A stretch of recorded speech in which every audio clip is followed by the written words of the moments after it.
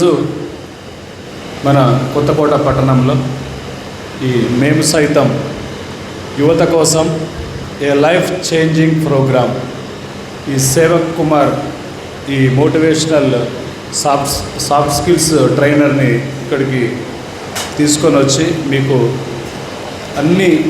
మీ జీవితంలో అన్ని విధాలుగా మీరు పైకి రావడానికి మీరు స్ఫూర్తి పొందే విధంగా ఇక్కడ అతను చూపించినటువంటి ప్రదర్శన చాలా అద్భుతంగా ఉంది. సేమ్ దీనికి ఇనిషియేషన్ తీసుకొని కార్యక్రమాన్ని నిర్వహించిన మహేష్, తెలంగాణ మహేష్, మరియు దీనికి సహాయ సహకారాలు అందించిన పెంటన్న మరియు వాళ్ళ యొక్క బృందం ఇక్కడికి ఇంతమంది పెద్ద ఎత్తున ఇంతమంది విద్యార్థులని ఇక్కడ ఈ సెషన్కు హాజరు కావడానికి అనుమతించినటువంటి అన్ని స్కూల్ టీచర్స్, యాజమాన్య వాళ్ళందరికీ కూడా పేరు పేరున కృతజ్ఞతలు తెలియజేస్తున్నాను. ఇటువంటి ప్రోగ్రామ్స్ విద్యార్థులకు చాలా అవసరం.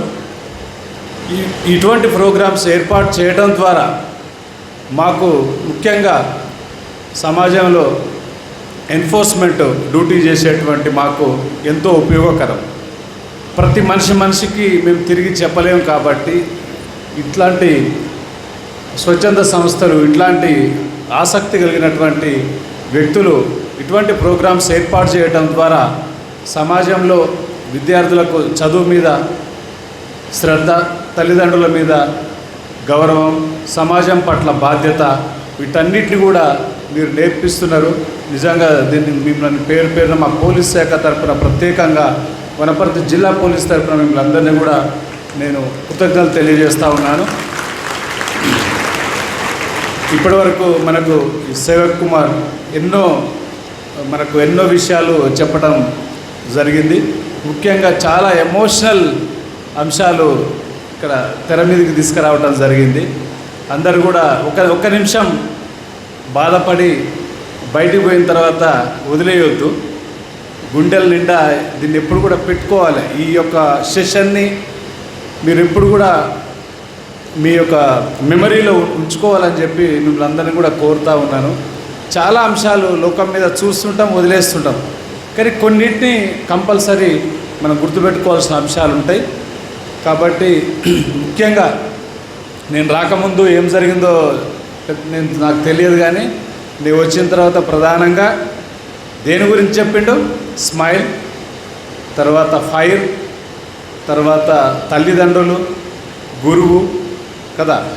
ఈ 5-6 అంశాల గురించి అయితే నేను వచ్చిన తర్వాత జరిగింది. అన్నీ కూడా మనకు నీ ఫైర్ అనేది ఎప్పుడు ఉపయోగించాలి, ఎప్పుడు అది అవసరం లేని ఫైర్గా మార్చుకోవాలనేది మీకు బాగా చెప్పడం జరిగింది.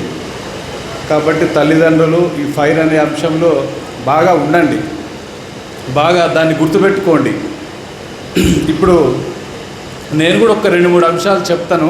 అంటే గంటలు చెప్పేంత అంత ఓర్పు లేదులే, కానీ కొంచెం 2-3 అంశాలు చెప్తాను. ముఖ్యంగా ఇప్పుడు ఇక్కడికి వచ్చిన మీరందరూ కూడా నెక్స్ట్ ఎగ్జామ్స్ పాస్ కావాలన్నా, నెక్స్ట్ ఎంసెట్లో ర్యాంక్ తెచ్చుకోవాలన్నా, నెక్స్ట్ ఫర్దర్ స్టడీస్ పోస్ట్ గ్రాడ్యుయేషన్కో లేకుంటే ఇంకా యూనివర్సిటీలో సీటు కొట్టాలన్నా దీనికి ఏం కావాలి? మీకు ఉత్తగానే మనం రొటీన్లో ఉదయం లేస్తున్నాం, పోయొస్తున్నాం, తిరిగి వస్తున్నాం, పడుకుంటున్నాం అంటే కాదు కదా. మనకు ఒక తృష్ణ ఉండాలి. అంటే తృష్ణ అంటే అదేందో అనుకోవాకండి. విన్నరా ఎప్పుడన్నా తృష్ణ అనే మాట విన్నరా? ఆకలి. మీకు ఒక ఆకలి ఉండాలి. ఈ సంవత్సరం నేను గొప్ప మార్కులతో పాస్ కావాలి, లేకుంటే ఈ ఎగ్జామ్లో నేను సక్సెస్ కావాలి, లేకుంటే ఈ యొక్క హార్డిల్ని నేను అధిగమించాలి అనేటువంటి ఒక ఆకలి ఉండాలి. మనము ఇప్పుడు మధ్యాహ్నం ఇప్పుడు అవుతుంది కదా, ఈ ఆకలి కాదు, ఆ ఆకలి ఉండాలి. మరి ఆ ఆకలిని చల్లార్చుకోవాలంటే ఏం కావాలి? హార్డ్ వర్క్ చేయాలి. హార్డ్ వర్క్ చేయడం అంటే ఏదో గట్టిగా పిడికిలు బిగించి పరిగెత్తటం కాదు. సాఫ్ట్ స్కిల్స్తో కూడినటువంటి హార్డ్ వర్క్ చేయాలి. ఆ హార్డ్ వర్క్ కూడా ఎట్లుండాలి? ఏదో ఒకరోజు ఇలా సార్ చెప్పిండు, ఇవాళ ఒక ప్రోగ్రాం పెట్టిర్రు, వీడియో వేసిర్రు, ఇవాళ ఒక్కరోజు కష్టపడి చదవటం కాదు.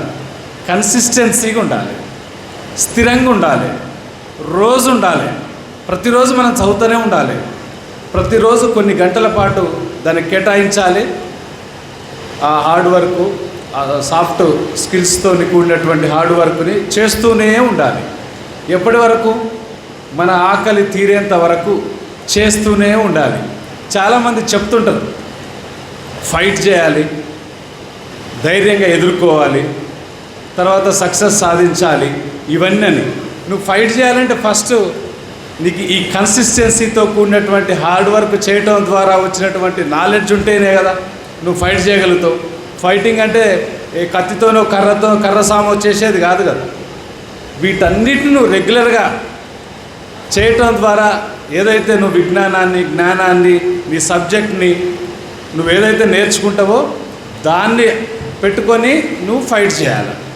అప్పుడు ఆ పోరాటంలో నువ్వు సక్సెస్ అవుతావు. నువ్వు జీవితంలో సాధించగలుగుతావు.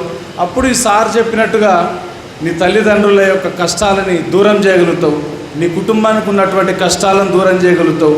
నీ చుట్టూ నువ్వు రెగ్యులర్గా ఉండేటువంటి నీ సమాజాన్ని నువ్వు అంతో ఇంతో ఆదుకోగలుగుతావు.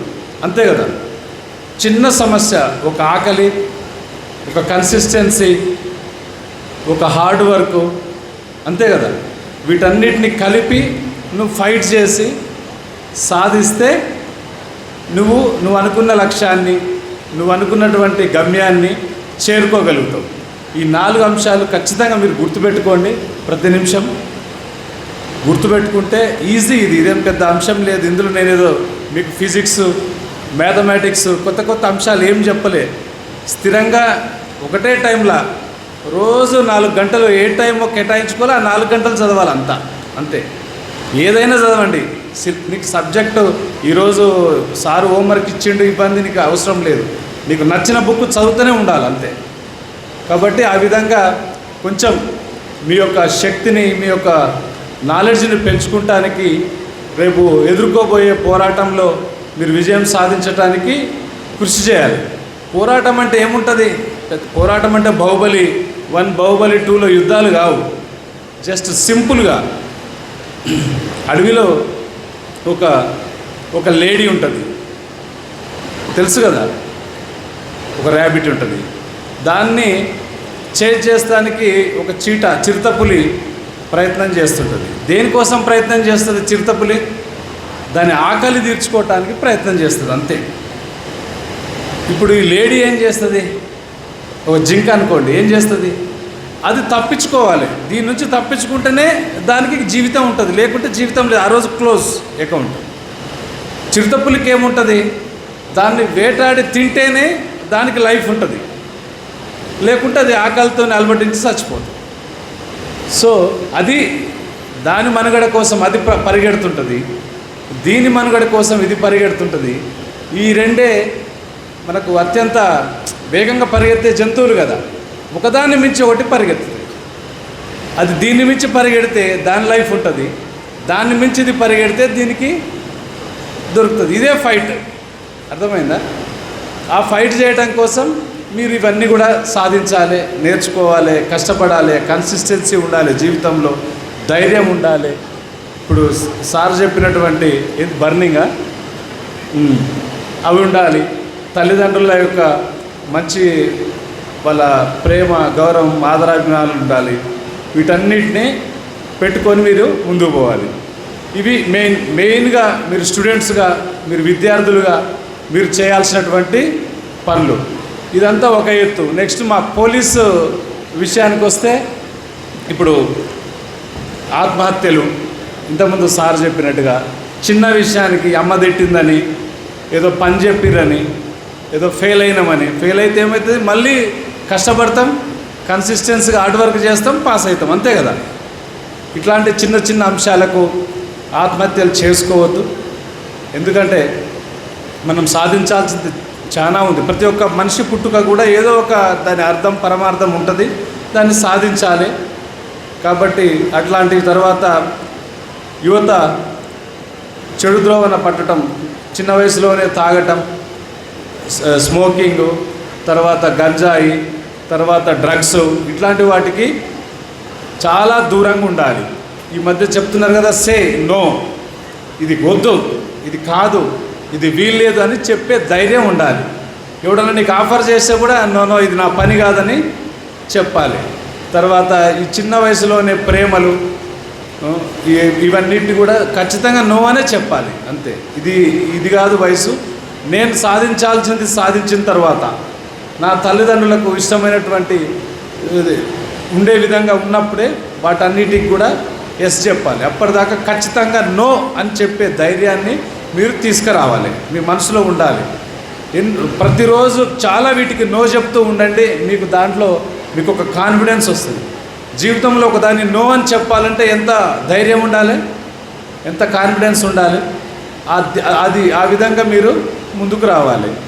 ఎవడన్నా వచ్చి ఏదో చెప్పంగానే మొహమాటానికో లేకుంటే ఇంకే విధంగానో చేయాల్సిన అవసరం లేదు అది. సో ఆ విధంగా ఆత్మహత్యలు, తర్వాత ఏదైతే మీరు ఈ చెడుదోవన పడుతున్నారో పిల్లలు, ముఖ్యంగా యువత, ఎస్పెషల్లీ 15 to 22, 23 ఇయర్స్ వరకు బాగా ఈ ఎఫెక్ట్ ఉంది. దీంట్లో నుంచి అందరూ కూడా సేమ్ టైం మనం మంచిగా ఉండటమే కాదు, మన పక్క వాళ్ళకు కూడా మనం ఎప్పుడు చెప్తూ ఉండాలి. వాళ్ళు పెడదోవ పట్టకుండా చూడాల్సిన బాధ్యత కూడా మన మీదనే ఉంటుంది. ఎందుకంటే మనం ఇంతమందిలో కూడా ఒక 10 మంది ఒక డ్రగ్స్ బారినో ఇంకేదో పడిందంటే ఆ ఎఫెక్ట్ ఈ కొత్తకోట పట్టణం మొత్తానికి కూడా ఉంటుంది. కాబట్టి మన యొక్క చుట్టుపక్కల కూడా ఎవరు చెడిపోకుండా, ఎవరు అటువంటి వాటి బారిన పడకుండా కాపాడాల్సిన బాధ్యత ఎవరి మీద ఉంది? మన మీదనే ఉంది. కాబట్టి ఖచ్చితంగా ఈ అంశాలను కూడా మీరు దృష్టిలో పెట్టుకోవాలి. తర్వాత ప్రేమలు, ఈ ప్రేమలు అనే వయసు మంది కాదు. ఇది మనకు చట్టబద్ధంగానే 21 ఇయర్స్ తర్వాతనే పెళ్లి చేసుకోవాలని చెప్పేసి మనకు ఉన్నది. కాబట్టి ఇటువంటి వచ్చినా కానీ ఖచ్చితంగా నో చెప్పాలి. మన తల్లిదండ్రులు లేకుంటే మన గురువులు ఏదైతే మనకు నిర్దేశించారో అటువంటి లక్ష్యాల వైపుకే మనం ముందుకు పోవాలి. ఇటువంటి అవేర్నెస్ ప్రోగ్రామ్స్ని ఖచ్చితంగా మీరు ఎక్కడ జరిగినా కానీ అటెండ్ కండి. అందులో మంచి అంశాలను నేర్చుకోండి. మంచి మార్గాన్ని మీ గోల్గా మలుచుకొని ఆ దిశగా మీరు ప్రయాణం చేయాలని చెప్పి మిమ్మల్ని కూడా పేరున కోరుకుంటూ, అదేవిధంగా ఈ కార్యక్రమాన్ని ఏర్పాటు చేసిన మీ అందరికీ కూడా మీకు కృతజ్ఞతలు పోలీస్ శాఖ తరఫున. ముఖ్యంగా నన్ను ఇక్కడికి పిలిచినందుకు కూడా మీ అందరికీ కూడా కృతజ్ఞతలు తెలియజేస్తూ థ్యాంక్ యూ.